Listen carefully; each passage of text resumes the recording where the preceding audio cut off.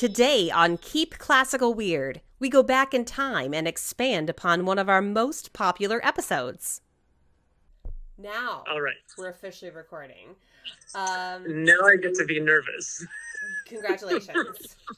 You've arrived.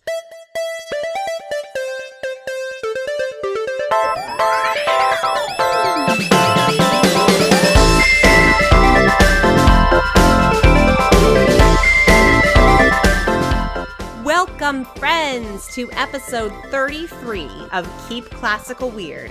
I am your host, Casey Bozell, and today we are finally hearing some audio from the Instrumental Personalities episode that hasn't aired yet.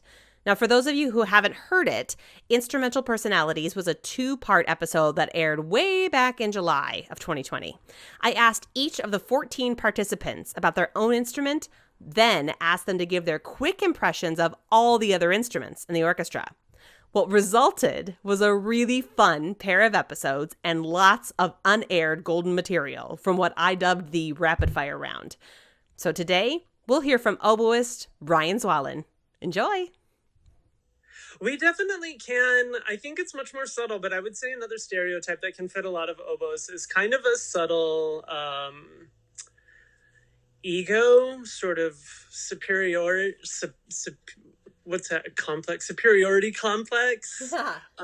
We definitely have that, but I think we're a little more subtle about it than maybe a violinist or a flutist would be. Totally. Yeah. But you know it's there, and do you feel like the people around you also know it's there? Oh, other oboists will definitely know it's there. I think other people might not notice it quite so much because, they just see us whittling away. But, yeah. That's awesome. That's really awesome. So if you had to picture what your opposite was. That's a tricky one because I think oboists are so much more superior than any other instrument that everyone to some extent is really kind of an opposite. See, it's not always subtle. No. No, I would say in super generic stereotypes, I would say that flutists or violinists, I think, can be very sort of extroverted and diva-like. And I don't think a lot of oboists have that quality. So in many ways, I think they would be sort of a solid kind of opposite of personalities when it comes to oboes.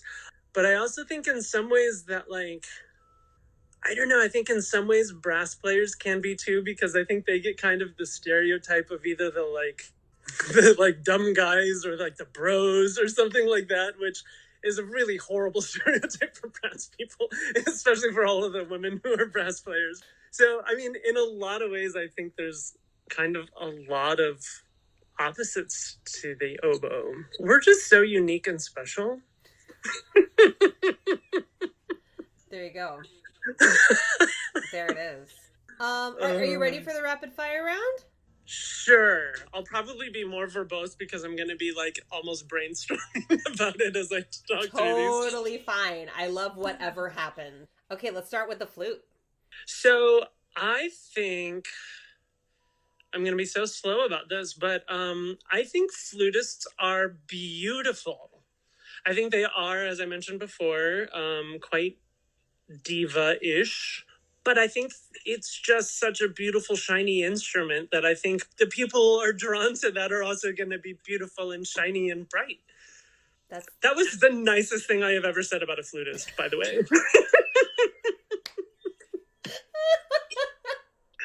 Okay, clarinet. It's funny because I feel like I should have a lot to say about clarinetists, but I don't. I think clarinetists are pretty just kind of like cool cats. They're kind of quiet. They kind of do their own thing. Then they get to rip out some Gershwin Rhapsody in Blue, and it's like, dude, you're so cool. It's true. And you know what's been interesting about the clarinetists when I've asked this is the responses are all over the place. I can see that. I'm totally not surprised by that, but it's like they can't be categorized. It's weird. No. No, they really can't. But there, so many of them are just calm and cool. Bassoon. There's not really a whole lot to say here because I don't think bassoonists really have personality. I'm just kidding. Totally. That was a joke. That's another one I feel like I should have a lot to say about because they're our fellow double reeds, but they're just quiet. That's about all I can say. I don't know. How about French horn? So most of my French horn experience was while I was in Los Angeles, and the French horns in Los Angeles are monsters. Like, they're all trained for the film scoring in these huge, beautiful John Williams scores. And so the horn players that I knew in LA are confident and they're nice and they're cool. I would say they're probably my favorite brass group, instrument. French horns rock. It's also almost as hard as the oboe, so like they know what we're going through. I mean, they always say oboe and French horn are the hardest instruments to play, which, I mean, I think some of that is it's hard to play the oboe because we have to make our own reeds, and the French horn is hard to play because it's so easy to frack. But I'm sorry, we play like 1/16 of the notes that you do. So I take all of that with a grain of salt. I often think about that. Like, there's a lot that makes a thing difficult. But, yeah. Oh, yeah. But yeah, we have a lot more notes. Yeah, I mean, like if you look through an orchestral work, like you'll play a Beethoven symphony, and your part is like a 1/4 inch thick, and ours is like 4 pages. Or like anytime I've gotten an opera part and I look at the brass part for opera and I'm like, shut up. It's like you open the first 2 pages and it's like, tacit. Yeah. And ours, we get done at page like 185. And yeah. Shut up. Yeah. However, can you imagine sitting around for 45 minutes and then having to go like, ba-ba-da-ba? No, that is extremely difficult. Yeah, no, I can't imagine that. Yeah. I take the overture and warm up, and then I'm good to go. Exactly. Okay, trumpet. Trumpet are total egomaniacs. All of them. Every single one. Male or female, young or old. But they're also pretty damn cool. Trying to say something nice about everyone. That's great. That's very diplomatic of you. How about trombones? Trombones. Hopefully this is usable, but for some reason I just always picture trombones as either drunk or high. That's pretty much all I got. I don't have to bleep drunk or high. That's totally usable. Tuba. Tuba. They're sort of like subtly sinister. You never hear from them. And then all of a sudden they'll like, I don't know, crack the best joke. They probably also like brew their own beer. I don't know if I even know a tuba player who brews their own beer, but it just seems like something they would do. My husband's a tuba player and he brews his own beer. Like, you see how spot on I am? So good. Okay, percussion. Oh, percussionists are just dumb. I mean, not really, but it's like the stereotype. I don't really personally believe that, but they're just kind of like I'm just gonna bang on stuff now.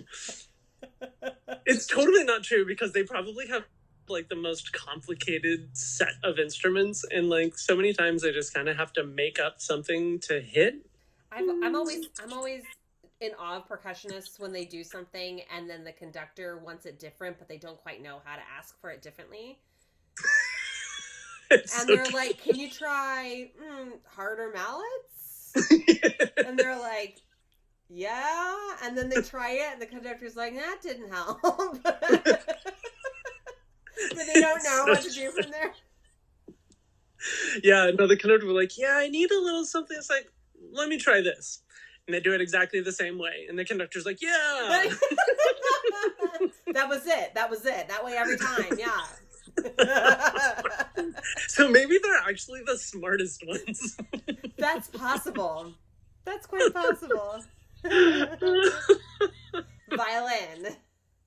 Well, as I kind of mentioned earlier, I do sort of think violinists and flutists are sort of the biggest divas of the like orchestra, of like instruments in general. And I think it's just because, like, especially like first violinists, you guys always have melodic material throughout orchestral stuff.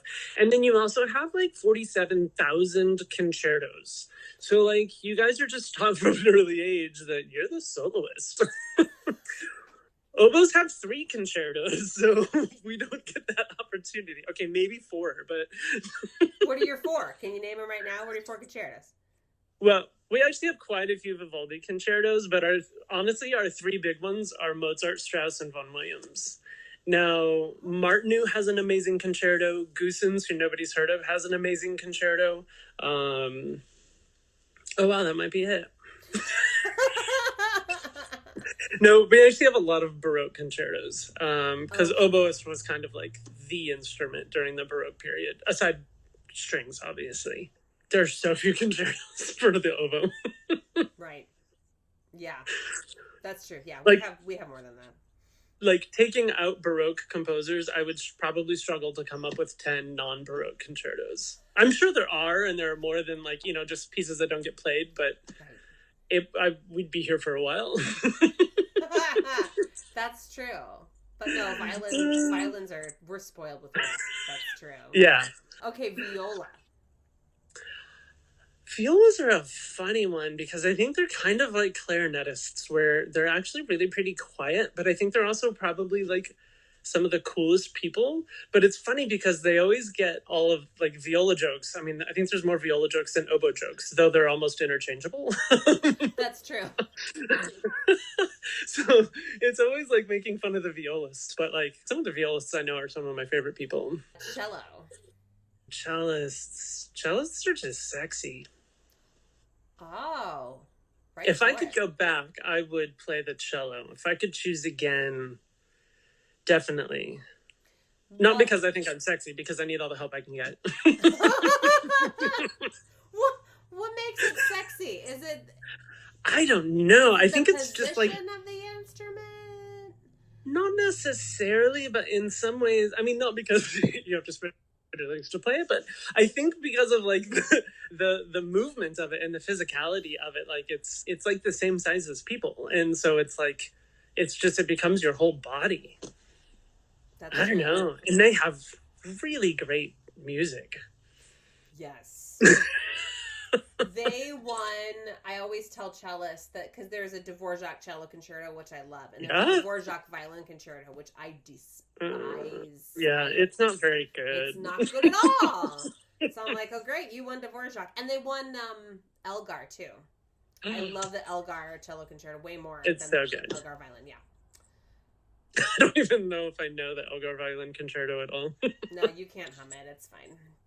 No, I heard it once and I was like, oh. Yeah, it's not like my feeling. Dvorak violin concerto, I really have a strong distaste for it, but Elgar violin concerto just doesn't do it for me. Yeah. Bass. Oh, basses. I think.